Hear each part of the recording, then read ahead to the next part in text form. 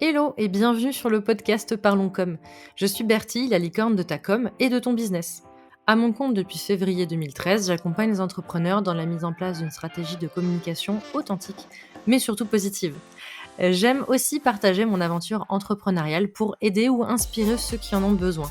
Seul ou accompagné, je vais te parler de stratégie de communication, d'entrepreneuriat et te partager des anecdotes un petit peu croustillantes. Si ça te tente, tu es au bon endroit, alors let's go!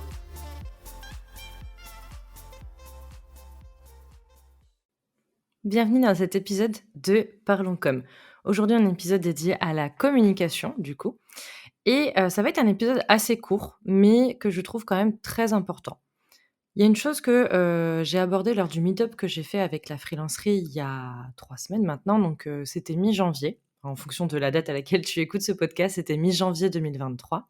Et on a parlé notamment du nombre d'abonnés, du rythme de publication, de l'algorithme, etc. Ce que je voulais dire sur cet épisode assez court, mais important, c'est que techniquement, l'algorithme, moi j'estime qu'au fond, on s'en fiche. Je vais t'expliquer pourquoi. En fait, si tu écoutes tout le monde, déjà, personne va te dire la même chose en termes d'algorithme, en termes de tu dois publier tous les combien, quel type de post, des reels, des carousels, des vidéos YouTube, tu dois aller sur TikTok, etc. Moi, j'estime qu'aujourd'hui, et c'est très important, l'algorithme est intéressant et on doit enfin, comment dire, on doit s'y intéresser. On doit voir comment il fonctionne, on doit être au courant, mais ça ne doit pas devenir des injonctions, en fait. Donc par rapport à ça, ce qui est important, c'est de bien comprendre que déjà chaque réseau social a, on va dire, son rythme de poste. C'est-à-dire que tu as une espèce de durée de vie du post pendant laquelle le post va être visible et au bout d'un moment, on le verra de moins en moins et c'est normal. C'est l'algorithme, mais c'est aussi le référencement, c'est aussi les autres publications qui vont potentiellement passer par-dessus, etc. Et donc chaque réseau social va avoir cette régularité-là.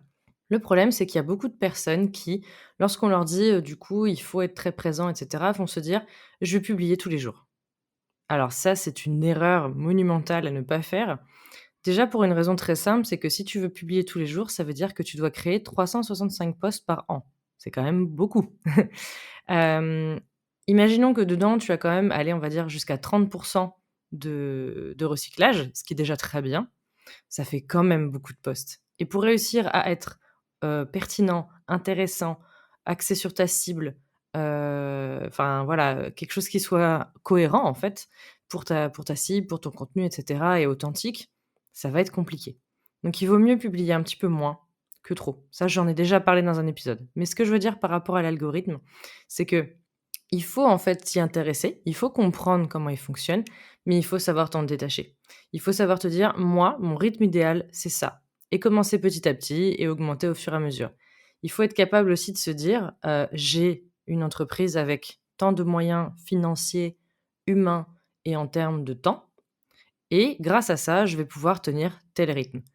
Vouloir avoir un rythme de publication aussi élevé qu'une entreprise qui a, un service communication dédié avec 3 personnes qui bossent là-dessus, c'est très difficile. Je dirais pas impossible parce que voilà, on trouvera toujours des exceptions, mais c'est très difficile et surtout, des fois, quand tu te lances, tu te dis: «Bah, j'ai le temps, donc je vais le faire». C'est très bien, mais quand les clients arrivent et que tu commences à avoir de plus en plus de missions et c'est ce que je te souhaite, bah, du coup, tu auras de moins en moins de temps à y allouer et la production de contenu, ça prend beaucoup de temps et beaucoup plus que ce qu'on le pense, notamment si tu veux le faire bien. Donc il faut aussi que ta production de contenu soit logique par rapport à tes moyens et je ne parle pas que financier, je parle aussi de tes moyens en termes de temps, en termes humains. C'est très important. Donc ne culpabilise pas de ne faire entre guillemets «qu'un post par semaine», c'est déjà très bien et moi, comme je te l'ai déjà dit, je préfère que tu fasses un post par semaine, mais que tu t'y tiennes toutes les semaines et que ton post soit pertinent, intéressant, que ton audience réagisse et cetera, que 3 posts par semaine et il y en a 2 qui sont achetés à la poubelle, qui sont vite oubliables, vite jetables. En plus, ça je fais une mini parenthèse, et je vais faire un petit coucou à mon ami Cyril de l'agence Racine, par rapport à ça. À force de créer beaucoup de contenu, on a aussi beaucoup de contenu qui ne «sert à rien», entre guillemets, hein, mais qui va être un peu oubliable ou jetable. Je pense notamment à certaines vidéos TikTok ou reels et j'en ai fait aussi donc je m'inclus dedans, hein, soyons très honnêtes. Le problème, c'est que tout ça, ça génère en fait de la pollution, du CO2, ça génère des stockages sur des serveurs et cetera qui ne servent à rien. Donc produisons moins mais mieux, ce serait quand même une bonne chose. Pour nous, pour notre santé mentale, pour la planète, pour, tout ça, ce serait quand même beaucoup mieux. Et puis, avoir des contenus plus pertinents, c'est quand même plus intéressant. Notamment si ta cible, ce sont des professionnels, si tu travailles en ce qu'on appelle B2B, business to business. Dans ces cas-là, il faut encore plus que tu fasses attention à ça parce que les professionnels, quand ils vont faire de la veille sur les réseaux sociaux ou autres, et je le sais parce que j'ai des clients comme ça et parce que je le suis également, et bah, du coup, ils ont pas le temps. Ils veulent des choses efficaces, pertinentes, intéressantes, qui ciblent leurs besoins.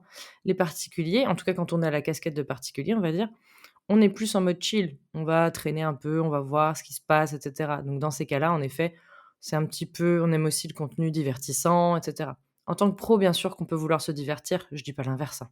Mais quand on cherche quelque chose, on veut que ce soit efficace, direct, concret. Quand quelqu'un m'intéresse, je vais regarder son post.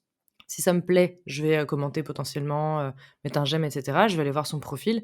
Si je vois que dans les derniers posts, il y a ce qui m'intéresse et que ça correspond plus ou moins à ce pourquoi j'ai envie de le ou la suivre, je vais m'abonner.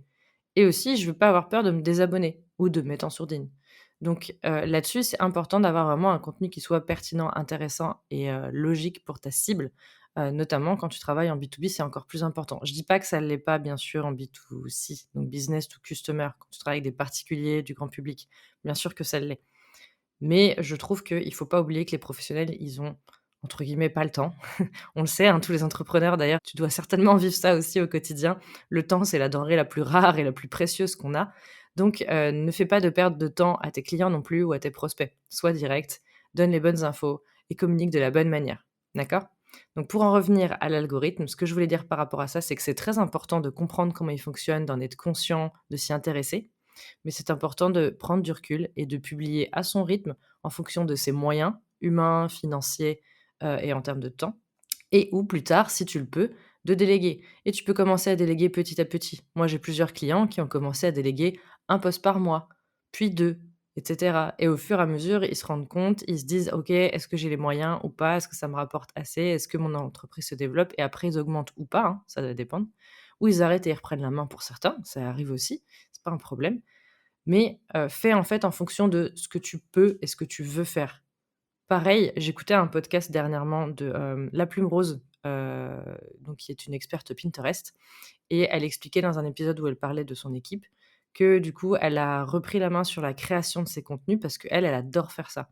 Si tu es un entrepreneur ou une entrepreneuse qui adore faire de la création de contenu, je pense honnêtement, et je devrais pas dire ça, mais que tu devrais peut-être pas potentiellement déléguer ta, création de contenu parce que si c'est quelque chose que tu aimes faire, c'est quand même cool de le faire et tu verras que ça t'apporte si ça t'apporte du bonheur, de la joie, que tu aimes ça et tout, bah, garde-le, tu vois? C'est super intéressant. Par contre, en effet, si, ça te pose des problèmes, si c'est une charge mentale, si tu aimes pas ça, si ça te saoule, là, délègue-le ou en tout cas, essaie de voir si tu peux le déléguer.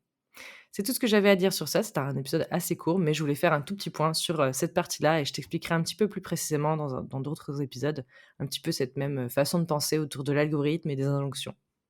Merci d'avoir écouté cet épisode. S'il t'a plu, laisse-moi une note et un commentaire sur ta plateforme de podcast préférée. S'il y a des sujets que tu aimerais que j'aborde, viens m'en parler sur Instagram @lostinweb ou alors par mail contact @lostin-web.fr. Je te mets toutes les infos dans la description. À très bientôt pour un nouvel épisode.